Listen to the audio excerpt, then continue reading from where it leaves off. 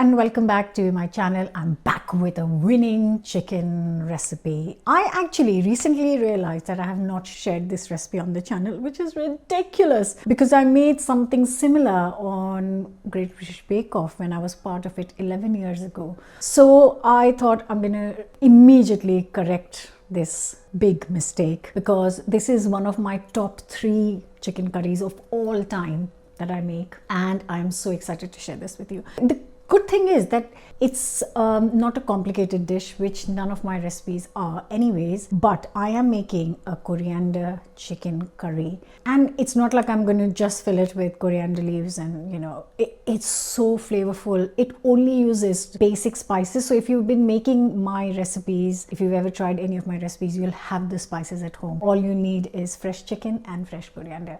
So let's get cooking. If you don't like coriander leaves in particular, you can still try this recipe and you'll know why, because coriander leaves is not a big part of it. It will give you the flavor at the end, but you don't have to add it. So let's get cooking. Before that, don't forget to subscribe, hit the bell button, and I have got some friends coming over this evening, so we are going to be 12 of us. So I'm making a big portion, but I've put the quantities of spices in a way that you can just halve it and then make it. So I'm using 20 chicken thighs. You can just make it with 10 chicken thighs and half everything, all the spices. So I've tried to keep it very simple for you. So this is a great curry to make if you have a big crowd coming, if you are entertaining, if you've got family or friends. You can make it 3-4 hours in advance in the morning, serve it in the night, because it gives it time to kind of sit in its sauces, which is what I'm doing. I'm making it now, but I'm going to serve it in a few hours. So let's do it. I'm going to start with a lot of onions. As you can see, there are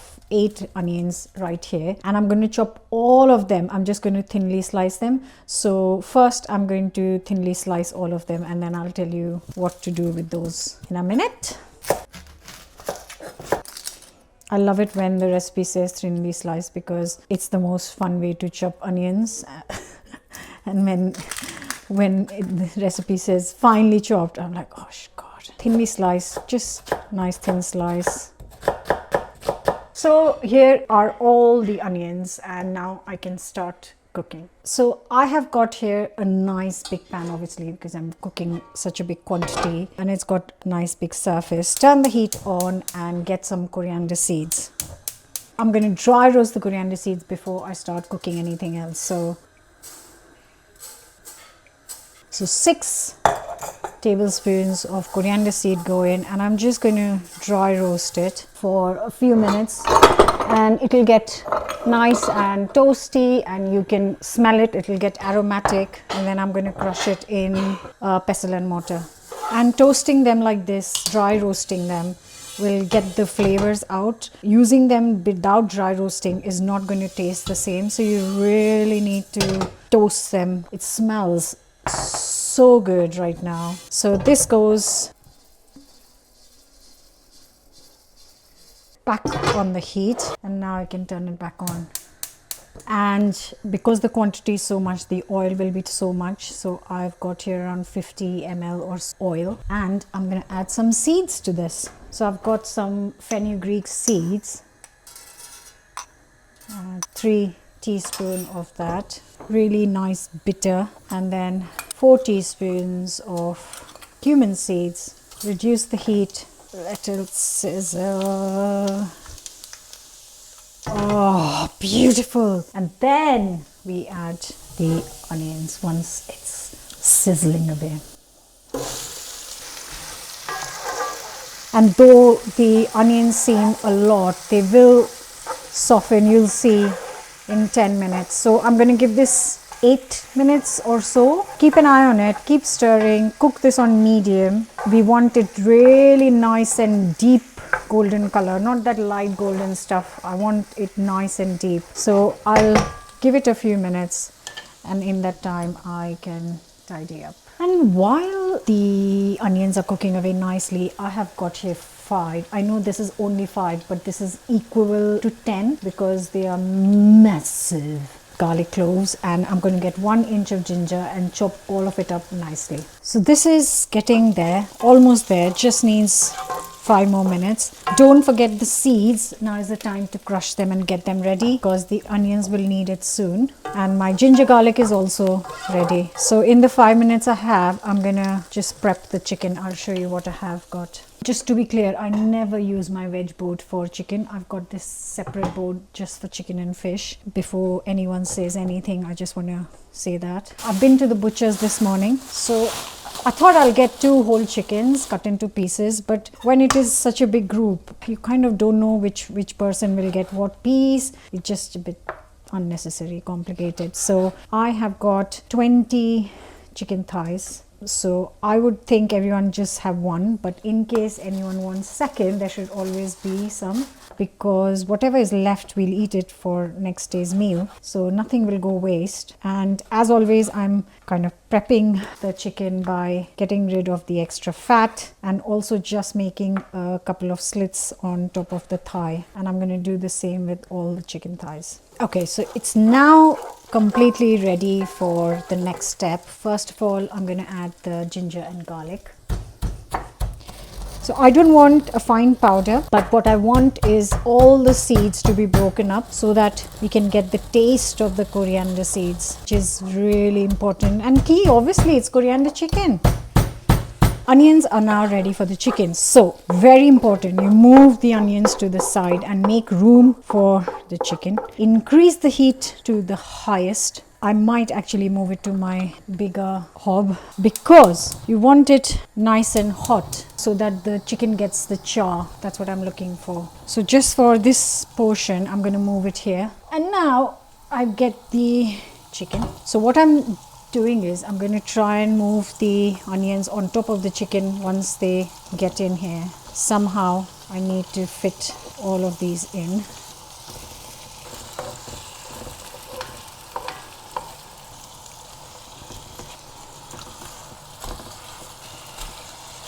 And as you keep moving the onions around, they will go on top of the chicken. The reason being, I don't want to burn the onions. That's the last thing I want to do. And you could take the onions out, then put the chicken in. You know, I don't like fussy cooking.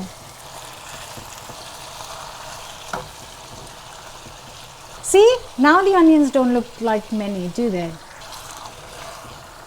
And now you spread the onions over and without stirring it, just leave it for at least 7-8 minutes. Only then will it get some color. I'm just going to quickly do some washing up here in that time. Okay, I think I'm ready to kind of check one chicken. Oh, that's what I'm talking about. But I'll give it another 3 minutes. Yeah, maybe 4 more minutes. Time to check. Yeah, I think it's done. Oh, yes.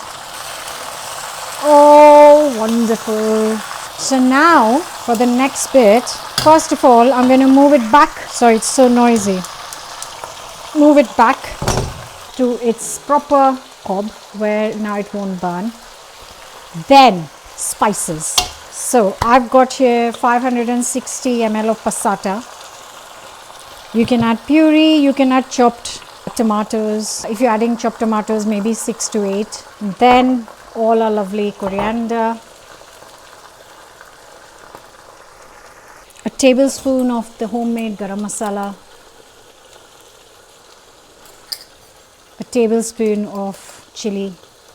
Obviously you can use less, don't forget it's massive quantity, and of course we haven't added any salt, so that might be 1 tablespoon as well, but 1 tablespoon or 3 teaspoons of salt. And now it's time to mix this thing up, which is why I needed such a big pan, you see.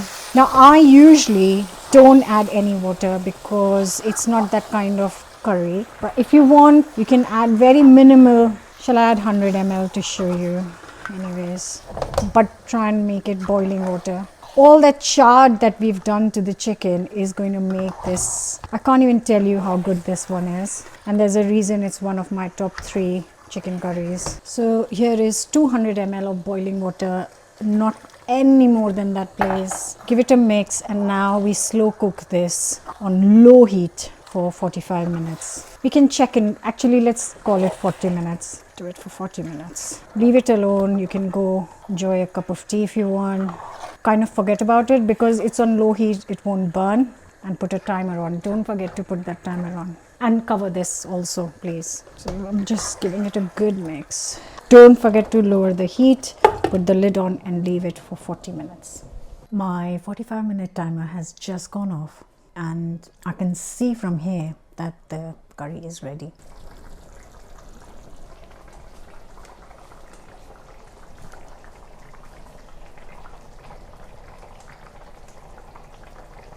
So I have not touched it in the 45 minutes. I cooked it on extremely low heat. So you can see a piece was stuck to the bottom, which is absolutely fine. Probably I'll get that one. See, that's why I was asking you not to add any more water, because as you can see already, they didn't need any more water. And it wouldn't be coriander chicken without fresh coriander leaves. Let me add some. So finish this with lots of fresh coriander. Just look at that.